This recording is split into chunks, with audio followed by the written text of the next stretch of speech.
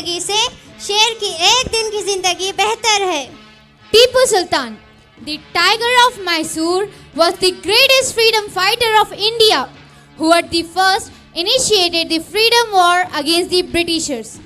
हर कोई शेर जैसा जिगर नहीं रखता, हर कोई शेर जैसा जिगर नहीं रखता। जो खुद तलवार हो वो खंजर नहीं रखता। जो शौक रखता है पीने का जामे शहादत, वो खौफ दुश्मनों का अंदर नहीं रखता। वो तन्हा लड़ा है हजारों के हुजूम से, वो तन्हा लड़ा है हजारों के हुजूम से। वो टीपू है, वो टीपू ही है जो अपने पीछे फौजों का समंदर नहीं रखता। Now it's time to welcome the ruler of Kingdom of Mysore, a scholar, a soldier, a poet, a warrior, who is also called as Fateh Ali, the Tiger of Mysore. Tipu Sultan on the stage. So please welcome Farhan and his team on the stage with a great round of applause.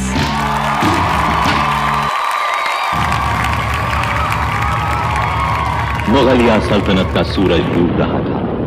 Hindustan छोटी छोटी रियासतों में तकसीम हो चुका था।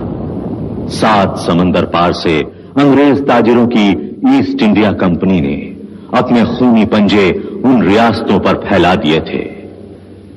अपने इस मकसद को पूरा करने के लिए अंग्रेजों ने एक बहुत गहरी सियासी चाल अपनाई। फूट डालो और हुकूमत करो। इस सियासी चाल के दाम में फंसकर एक के बाद एक रियासत तबाह होने लगी।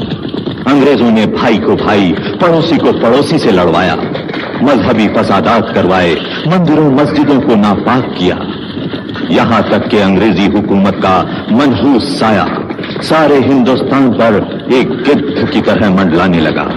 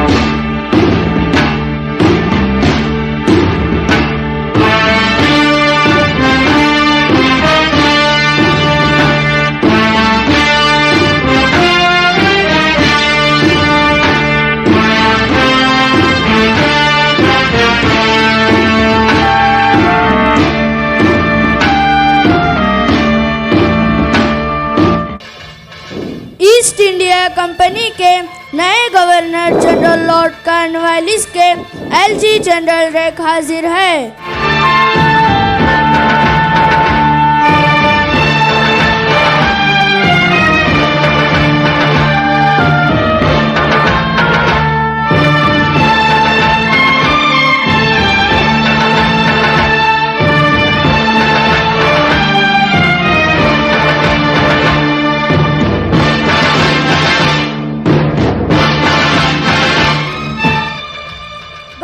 जनरल लॉर्ड कॉर्नवालिस ने मुझे सुल्तान के खिदमत में दोस्ती का पैगाम देकर भेजा है। इस दोस्ती पर यकीन और उसके मजबूती के लिए कुछ तोहफे सुल्तान के खिदमत में पेश किया जाए। इसे कबूल फरमाकर इज्जत अफजाई की जाए। कबूल है। आवाज़े बुलंद पढ़ा जाए।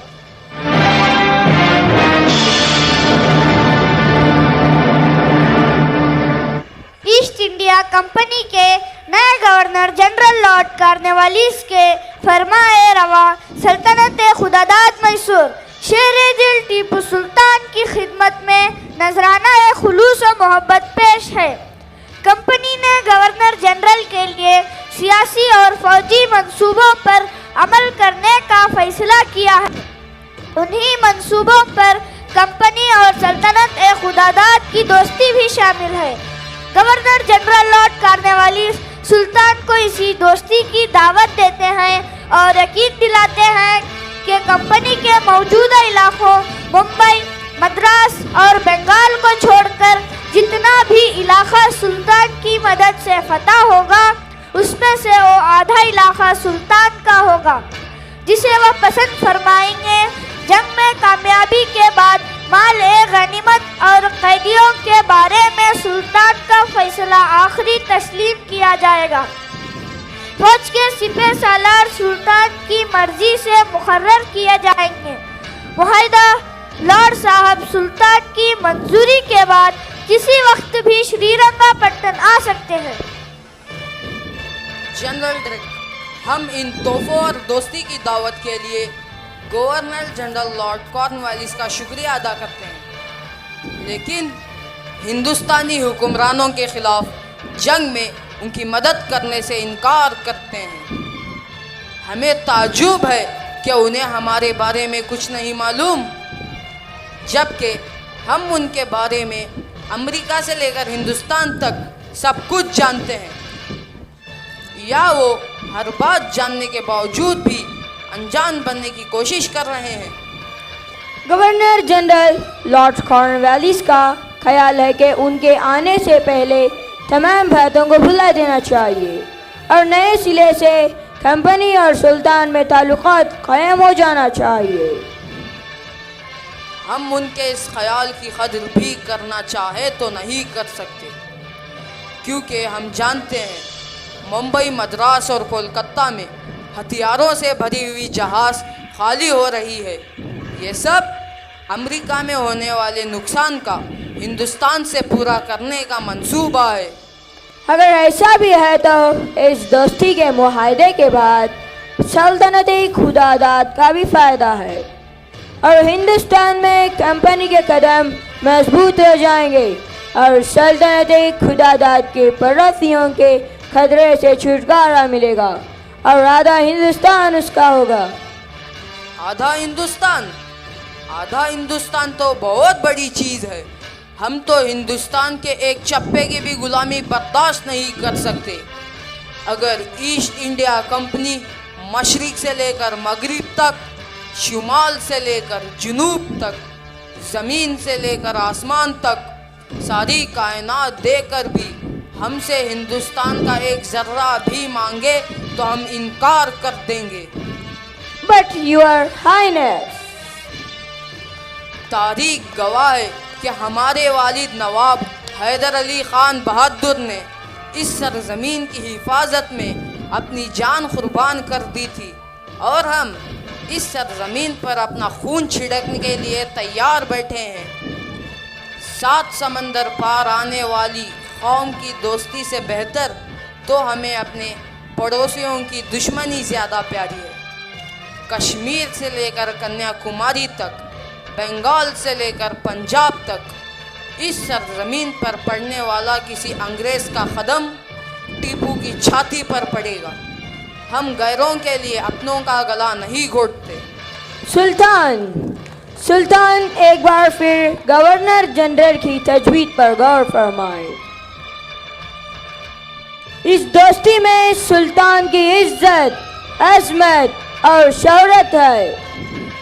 हमारी इज्जत, अजमत और शोहरत हुकूमत में नहीं बल्कि मुल्क की हिफाजत में और अपनी शहादत में है। गीदड़ की 100 साल जिंदगी से शेर की 1 दिन की जिंदगी बेहतर है।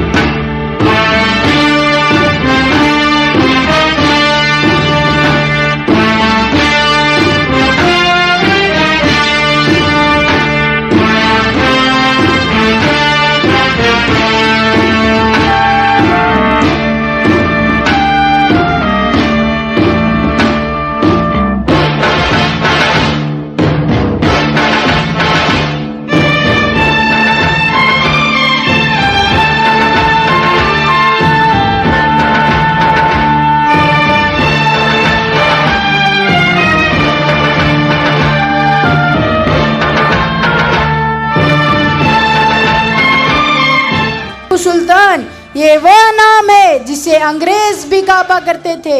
आज के बादशाह बच्चों के लिए देश को लूटते हैं, पर टीपू सुल्तान एक ऐसे बादशाह थे जिन्होंने अपने बच्चों को देश के लिए गिरवी रखा।